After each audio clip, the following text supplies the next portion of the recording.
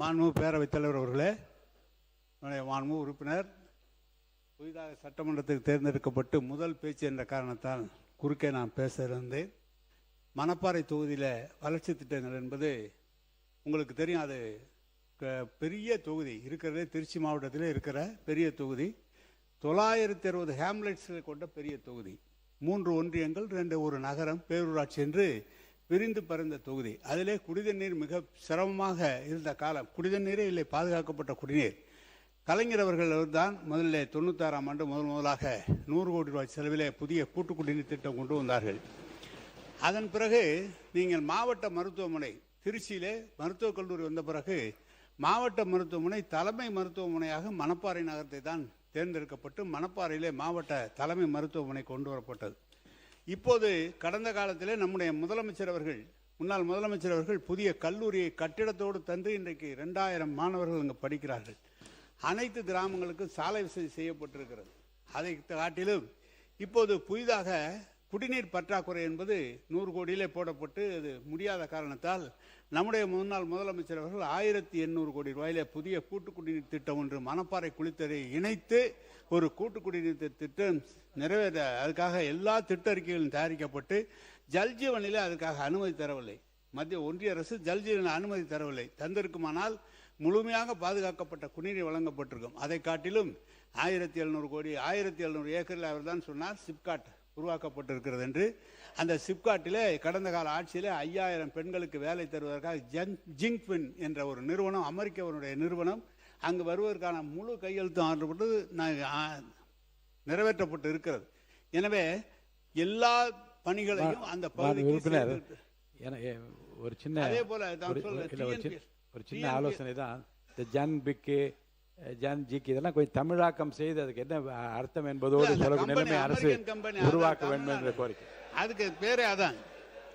அது சிப்காட்டும் சிட்கோவும் வந்திருக்கிறது. இன்னும் சொல்ல போனால் வேலை வாய்ப்பை உருவாக்குகிற பணியும் சாலை வசதிகளும் அதே போல பேருந்துகள்லாம் முழுமையாக தரப்பட்டிருக்கு. ஏதோ ஒரு சில இடங்களில் இல்லாமல் கூட இருக்கிறாங்க. 960 ஹேம்லெட்ஸ் இருக்கு. ஒரு தொகுதி என்பது பார்த்தால் 200 கிராமங்கள் இருக்கும், அப்படி எல்லாம் இருக்கும். ஆனால் இந்த மணப்பாறை என்பது பறந்து விரிந்த 960க்கும் மேற்பட்ட இருக்கும். எனவே கழக ஆட்சி, கலைஞர் ஆட்சியிலும் சரி, நம்முடைய முதலமைச்சர் முன்னாள் முதலமைச்சர் தளபதி அவருடைய ஆட்சியிலும் பல்வேறு திட்டங்கள் அந்த பகுதியிலே செய்யப்பட்டிருக்கிறது. இன்னும் சொல்ல போனால் நேரடியாக திராவிட முன்னேற்ற கழகம் போட்டியிடாமல் தொடர்ந்து தோழமை கட்சிகளுக்கு அந்த இடம் கொடுத்து அப்படி கூட வெற்றி பெற்ற மக்கள் ஏற்றுக்கொண்ட பகுதி. எனவே தம்பி அவர்கள் புதிதாக வந்திருக்கிறார். அவருடைய உறவினர் தான், ஒன்றிய தலைவராகவும் எங்கள் காலத்தில் இருந்திருக்கிறார். எனவே அதையெல்லாம் சொல்வதற்கில்லை, எல்லா பணிகளும் நடைபெற்று இருக்கிறது என்பதை தெரிவித்துக் கொள்கிறேன். நீங்கள் முதலமைச்சரை கேட்டு இன்னும் நல்லா செய்யுங்க. அதெல்லாம் நான்லாம் ஒண்ணு செய்யலாம். அதுக்காக எங்களுக்கு அல்வா கொடுத்தேன்னு அது மட்டும் முக்கியம் இல்ல. அவங்க மாண்புமிகு தொழில்துறை அமைச்சர். மாண்புமிகு பேரவைத் தலைவர் அவர்களே, மாண்புமிகு உறுப்பினர் அவர்கள் சொன்னார் சிப்காட் அங்கே நல்ல முறையாக நடைபெற்று இருக்கிறேன். நாங்கள் சிப்காட் ரிவைவல் மிஷன் அப்படின்னு சொல்லி ஒவ்வொரு மாவட்டத்திலையும் சிப்காட்டை ஆய்வு பண்ணிகிட்ருக்கோம். அதே மாதிரி பெருந்துறையில் 26/5/2026 அன்று மாண்புமிகு சட்டமன்ற உறுப்பினர் அவர்களும் நானும் சேர்ந்து அங்கே ஒரு ஆய்வு நடத்தினோம். அவர் சொன்ன மாதிரியான எந்த விதமான பெரிய மாற்றங்கள் எதுவும் நான் பார்க்கவே இல்லை. ஏன் அப்படின்னா சொல்லிடுறேன் பேசி முடிச்சிடறேன். அதுக்கப்புறம் தொழில் பூங்கா 1097.86 ஏக்கரில் ஆரம்பிச்சிருக்காங்க. பல வருடங்கள் ஆயிருக்கு.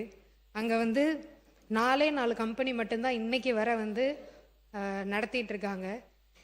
அதில் 32 தொழிற்சாலைகள் அமைப்பதற்கான மனைகள் இப்போ ஒதுக்கீடு செய்யப்பட்டிருக்கு.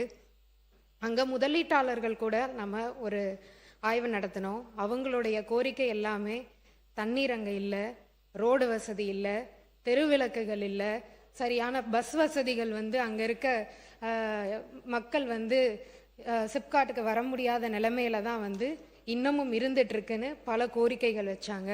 அதுக்கேற்ற மாதிரி ஆய்வு நடத்தின உடனேயே நீர் வழங்குறதுக்காக 1/6/2026 காவிரி நீர் வழங்கல் திட்டத்தின் மூலமாக நம்ம சோதனை ஓட்டம் செஞ்சு அதில் கண்டறியப்பட்ட குறைகள்லாம் திருத்தி 7/6/2026 நிலம் ஒதுக்கீடு செய்யப்பட்ட அனைவருக்கும் நீர் வழங்கியிருக்கும். இதுல இரண்டாவது முறையா டிஎன்பிஎல் மூலமா நீர் வழங்குதல் திட்டமும் செயல்படுத்தப்பட்டிருக்கு. இதுல சாலை வசதி அங்க இருக்க 2 முதலீட்டாளர்கள் கேட்டிருந்தாங்க. சாலை வசதிக்கான டெண்டர் 6/7/2026 அன்று ஒதுக்கீடு செய்யப்பட்டு நாளைக்கு அது ரிலீஸ் செய்யப்படுது. இதன் மூலமா அங்க இருக்க சாலை வசதிகளும் செய்யப்படுது. இது மட்டும் இல்லாம அங்க இருக்க தெருவிளக்குகளும் இதே ஒதுக்கீட்டுல செய்ய போறோம். பேரவையின் அனுமதியுடன் அலுவல் நேரம் நீட்டிக்கப்படுகிறது. மாண்புமிகு அமைச்சர் பேசலாம். இதை தவிர அங்க இருக்க ஒரு பெப்சிகோ நிறுவனம் பல ஆண்டுகளா டிடிசிபி அனுமதி இல்லாம இருந்துட்டு இருந்துச்சு. அவங்களுக்கு உடனடியா நம்ம இன்னைக்கு பண்ணி கொடுத்துருக்கோம். இதை தவிர பேருந்து வசதி இல்லை அப்படின்னு சொல்லி பொதுமக்களும் கேட்டிருந்தாங்க. சிப்காட்டுக்கு வரவே முடியல அப்படின்னு சொல்லி. அப்பதான் லோக்கல்ல இருக்க ஜாப் ஆப்பர்ச்சுனிட்டி அதிகமாகும். அதுக்கான வசதிகளும் ஏற்படுத்தி தருவதற்காக டிஎன்எஸ்டிசிக்கு கடிதம் எழுதி அதுக்கான சேவைகளும் நம்ம இப்போ தொடங்கியிருக்கோம். இதை தவிர அங்கே இருக்க சிசிடிவி கேமராவே கிடையாது. அதுக்கான வசதிகளும் ஏற்படுத்தியிருக்கோம். இதை விட என்ன இதுன்னு பார்த்தீங்கன்னா அங்கே துணை மின் நிலையமே கிடையாது. எலக்ட்ரிசிட்டி அங்கே இருக்க தொழில் முதலீட்டாளர்கள் கேட்கறது எல்லாமே துணை மின் நிலையம். அதாவது எலக்ட்ரிசிட்டி இல்லாமல் எப்படி ஒரு தொழில் நம்ம ஆரம்பிக்க முடியும்? அதுக்காக தொழிற்சாலைகள் எதிர்கால மின் தேவையை கருதி 110 கிலோவாட் துணை மின் நிலையம் அமைப்பதற்கு தேவையான நிலம் அடையாளம் கணக்கெடுக்கப்பட்டு இப்போ அதுக்கான தான பத்திரமும் நம்ம பதிவு செய்யப்பட்டிருக்கு. இத்தனை குறைகளும் இருக்கிற ஒரு சிப்காட் அது. மணப்பாறை இது இங்கே மட்டும் கிடையாது, பல இடத்துல சிப்காட் இதே நிலைமையில தான் இருக்கு. போய் பார்த்தீங்கன்னா பொட்டல் காடாக தான் இருக்கு. நிலம் மட்டும் வாங்கி ஒதுக்கீடு வச்சிருக்காங்க. ஆனால் இங்கே தொழில்கள் எதுவுமே இன்னும் வரவே இல்லை.